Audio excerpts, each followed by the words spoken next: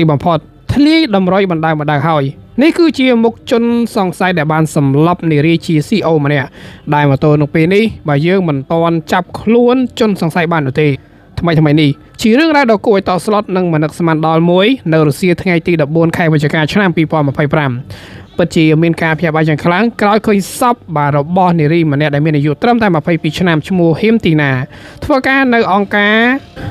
គគ្រូសាខ្មែររស់នៅភូមិឫស្សីឡូគុំស្វាយភ្លើងស្រុកតាំងគោកខេត្តកំពង់ធំត្រូវបានឃាតករសម្លាប់ដោយយកសាកសពទៅកប់ចោលនៅខាងក្រោយផ្ទះបើតាមព័ត៌មានបានឲ្យដឹងថាជនដែលដល់នៅក្នុងករណីឃាតកម្មដ៏ព្រៃផ្សៃនេះគឺយុវជនរូបនោះមានឈ្មោះថាមនសីហាអាយុត្រឹមតែ20ឆ្នាំដែលជាជនសង្ស័យហើយក៏ជាអ្នកជំពាក់លុយ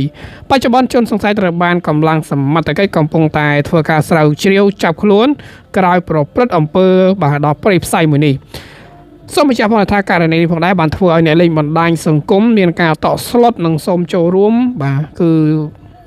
រំលែកទុកទៅកាន់ក្រុមគ្រួសារនៃសពជាពិសេសគឺឪពុកម្ដាយតែម្ដងហើយយើងសង្ឃឹមថាសមត្ថកិច្ចនឹងតាមចាប់ខ្លួនជនឃាតករយកមកផ្ដន់ទានទោសទៅតាមផ្លូវច្បាប់បើតាមព័ត៌មានដែលគេបានផ្ដល់មកឲ្យបងប្អូនហើយគឺជាករណីសាហាវមែនទែនដោយនារីរូបនេះគឺជា CEO នៅក្នុងភូមិហើយជនបង្កហ្នឹងក៏ជាអ្នកស្គាល់គ្នាដែរអាចនិយាយបានថាជាការទុកចិត្តករណីនេះគឺអ្នកខ្លះក៏សង្ស័យថាជាការរំលោភសម្លាប់អ្នកខ្លះក៏ថាជាករណីផ្សេងឬក៏ជាពាក្យវវិនស្នេហាត្រីកោណឬក៏យ៉ាងណាយ៉ាងណី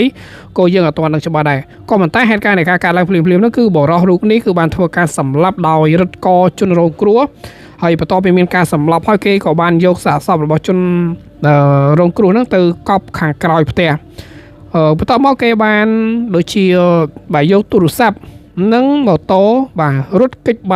ខ្លួនតែម្ដងអញ្ចឹងអាចសន្មតបានថាជាករណីប្លន់ដើម្បីយកទ្រព្យសម្បត្តិហើយករណីដែលរំលោភហ្នឹងគឺបើតាមកសោវិច័យរបស់មន្ត្រីជំនាញគឺมันមានទេមិនថាអត់មានស្នាក់ស្នាមណាដែលរំលោភហើយសម្លាប់បងប្អូនគ្នាអញ្ចឹងអាចករណីជា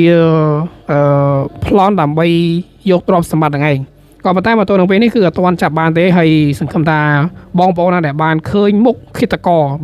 ផុនភានេះសូមផ្ដល់ព័ត៌មានមកកាន់កម្លាំងសមត្ថកិច្ចដើម្បីកម្លាំងសមត្ថកិច្ចធ្វើការតាមចាប់ខ្លួនដោយសារតែករណីនេះគឺករណីសាហាវខ្លាំងមែនទែនដោយសម្លាប់នារីដែលមានវ័យត្រឹមតែ22ឆ្នាំហើយជា CEO ទៀតហើយបើតាមចំណេះដឹងដែលម្ដាយគាត់បាននិយាយហ្នឹងគឺគាត់មានចំណេះដឹងខ្លាំងមែនទែនរៀនបានខ្ពស់មែនទែនក៏ប៉ុន្តែមិនគួរណាមកត្រូវស្លាប់ដោយសារតែបុគ្គលរូបនេះតតែសោះ